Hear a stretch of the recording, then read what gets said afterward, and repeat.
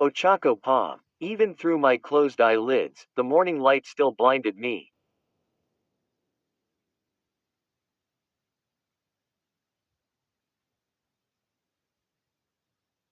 I rolled over to face away from the window and pulled my pillow over my face. Unfortunately, I was awake now and my body wasn't letting me drift back into the wonderful world of sleep.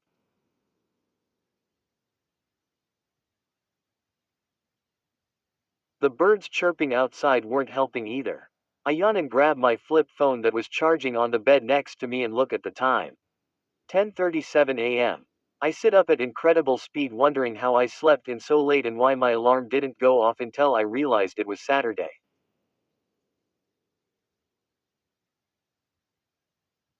UA was one of the few hero schools in Japan that had Saturdays and Sundays off, though a lot of us students ended up training anyway. Usually on a Saturday I'm usually up by, at latest, 7 a.m. Yesterday didn't even feel like a school day. Why was I so tired? Then memories flooded of horror and disgust flooded back from the memory of the meeting at the Sir Night Eye agency. I frowned and took another glance at the screen of my phone. Nothing regarding the upcoming mission yet. I sigh. As good as preparation is, the suspense was already killing me. Anxiousness and uneasiness took a firm place in the back of my mind. Fortunately, it was overshadowed by determination to become a hero and save the little girl. While the goal to be a hero is to help my parents financially in the end, that doesn't mean I don't want to save lives.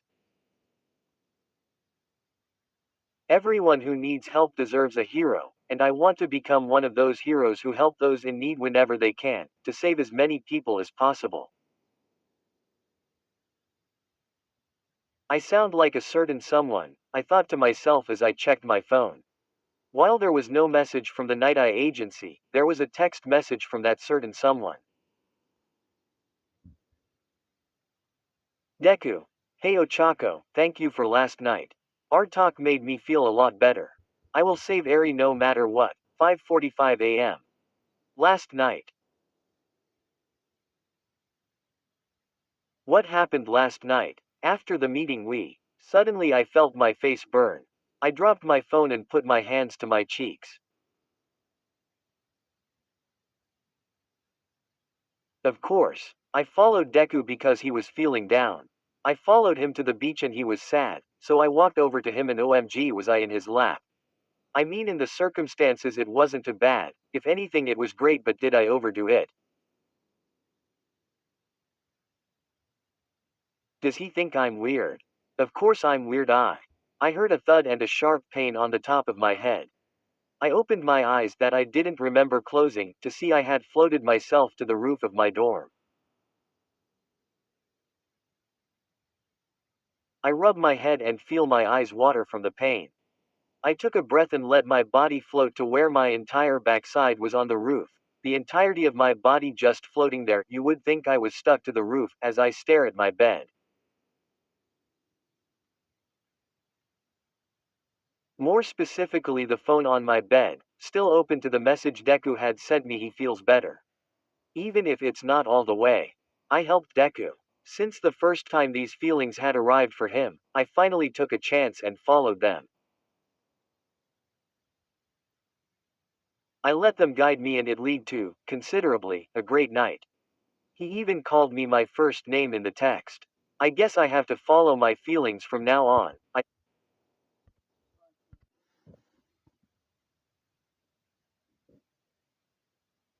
From now on, I thought to myself. I put my fingertips together. Release. With a rush of air, I fall back face first into my, thankfully, comfortable bed. Face still burning, but a smile on my face. I look back at the message Deku had sent me and I sent him a smiley face, mainly because anything I could think of saying was way too embarrassing for me to actually send. 5:45 a.m. So even after staying up that late, looks like Deku still got up early to train. He really is amazing. I sit up, stretch and walk over to the bathroom to take a shower.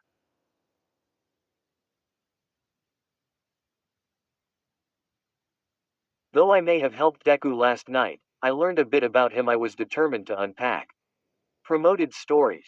You'll also like. Captured by Love, the NHA Villain Redemption a 133k 2.8k Izuku.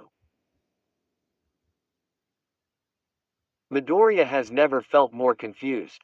Being a villain has taught him to never get attached to anyone, because they'll either end up betraying you, or you'll be. Villain Deku, Villain Rehab 10.4k 232 words. 23,820 Izuku was just 14 when he met All Might and asked if he can be a hero, but All Might crushes his dreams and left him on a rooftop. What All Might didn't.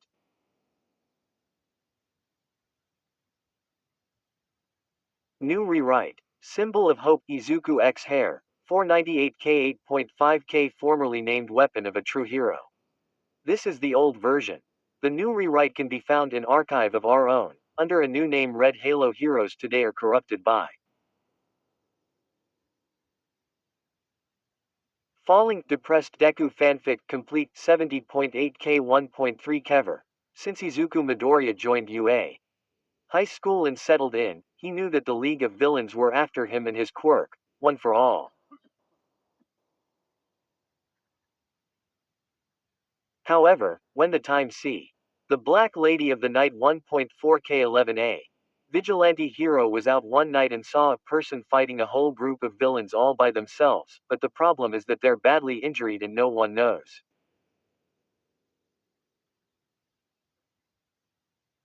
I can't lose you 27.5k 647 warning. Spoiler warning. Mentions of the events leading up to, including and following the internship arc. Warning: Katsuki has always been bad at expressing his feelings, but when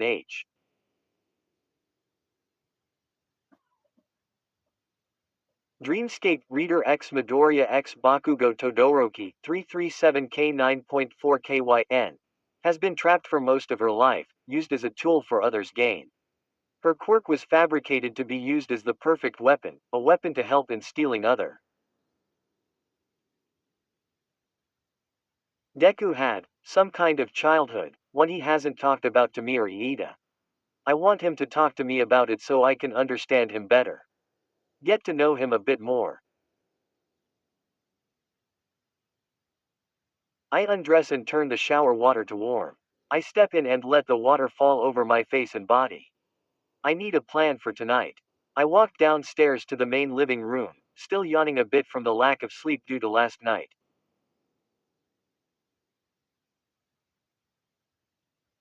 I look over and see Kirishima and Kaminari playing a video game with Shoji and Mina watching them, cheering whichever side on. Kirishima and Kaminari sat next to each other on the floor, probably closer to the TV than they should be, with Mina jumping up and down cheering Kirishima on, and Shoji giving support to Kaminari where he could.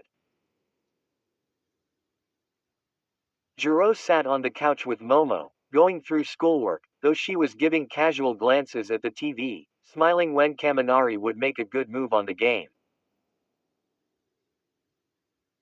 Surprisingly, Bakugo wasn't with them, probably training somewhere.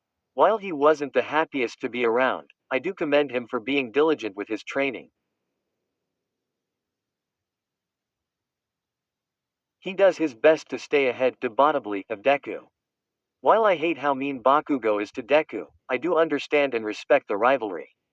Anyone else that wasn't in the living room was either home, out, or back in their own dorms. I walk over to the kitchen and start digging around to find something for breakfast, listening to the occasional ow from Kirishima when Kaminari would shock the controllers, when I see a purple blur land in a seat at the counter facing me.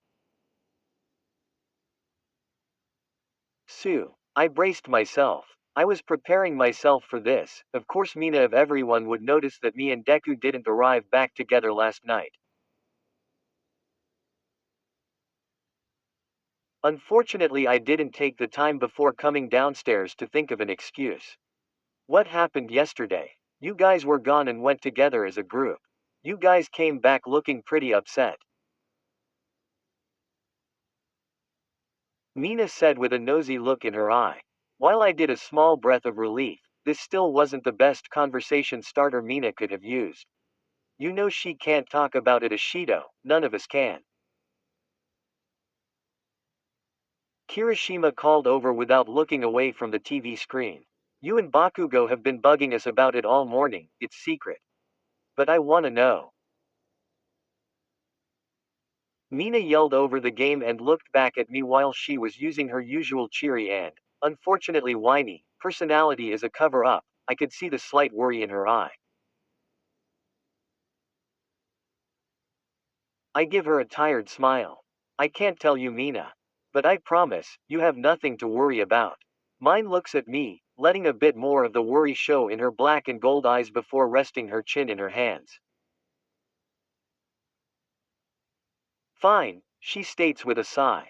I moved to the fridge to see if there was any eggs left that I could make until. So, where were you in Midoriya last night? I felt the jolt work its way from the toes right up to the highest hair on my head. I shakily turned around and put on as best of a normal smile as I could, though even I can tell how forced it was. My eyes were closed with my eyebrows furrowed with quite possibly the worst fake smile in the world. Even I can see through myself. What do you mind mean, Mina, we came right after everyone else, hee hee.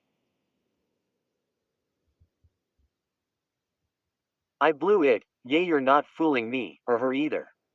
Mina said, pointing back towards her. Momo, still on the couch and had her head turned towards us, got wide-eyed and turned back to her book a little red.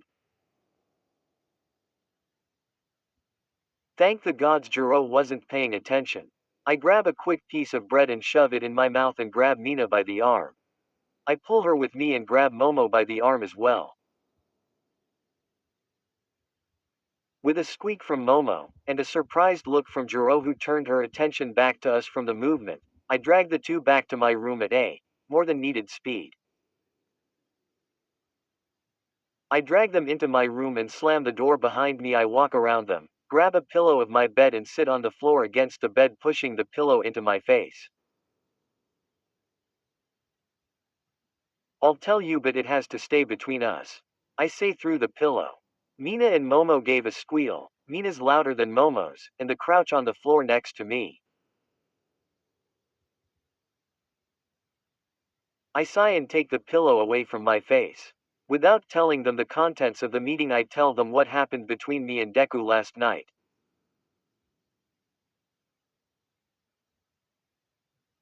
Maybe leaving a few details out. Like the lap hug, and him crying, and the airy part. So now it just looks like Deku talked to me romantically about his fears about being a hero on the beach under glistening moonlight. Mina physically looked like she was going to cry from joy, and Momo also looked so happy, though she was still a bit red. See, I told you it was love. Mina shouted, wrapping her arms around me. No, a singular, nice, little night would not turn into love. I say as I push Mina away, furiously blushing. Deku and I are just best friends, and I'm very happy that he confided in me. That's all. I fold my arms and puff my cheeks to try and hide my blush. I understand, Uraraka-san, I do really, but are you absolutely sure you don't feel anything for him? Momo asked, looking at me with a sincere look. Mina nodded furiously after Momo asked that. I'm positive I'm not in love, but. Mina and Momo leaned forward a bit. I may have the smallest crush on him. I quickly slap my hand over Mina's mouth before she can scream again. Momo seemed to cover her own before she screamed as well. But, that's not what I brought you two here to talk about. Mina and Momo gave confused looks at me. Can't blame them. I didn't exactly tell them why I brought them. Dragged them in here. I did, in fact, have a specific reason. Mina, I brought you here because I know if I didn't tell you anything you'd tell the class something happened. Who knows what would happen, I say, glaring at Mina. In return, you help me and keep your mouth shut. Mina smiles her goofy smile and salutes. So, what did you bring me for? I wouldn't tell anyone either way, that wouldn't be right. Momo said, placing her hands in her lap. I want your advice on something. Ima, be honest. I see you and Todoroki getting along very well recently, and I see that you comfort him when he comes back from seeing his mom. Momo blushed and Mina suddenly got a dangerous, even visible aura around her. A wicked grin formed as Mina looked slowly at Momo. Sorry, Momo, but you did sort of sell me out earlier. So what would your question be? Momo asked nervously. I took a deep breath and looked into her eyes with the most serious expression I could muster.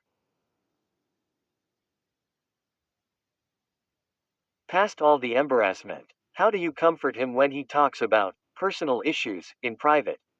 Kenler here. A much different chapter than the previous ones. The previous ones had a lot more raw emotion in them, and this was more of a lighthearted one. I'm not used to writing, but I did the best I could. I hope you guys enjoy, and I can't wait to write the next chapter. I've got so many ideas for it. Kenny boy, where stories live. Discover now.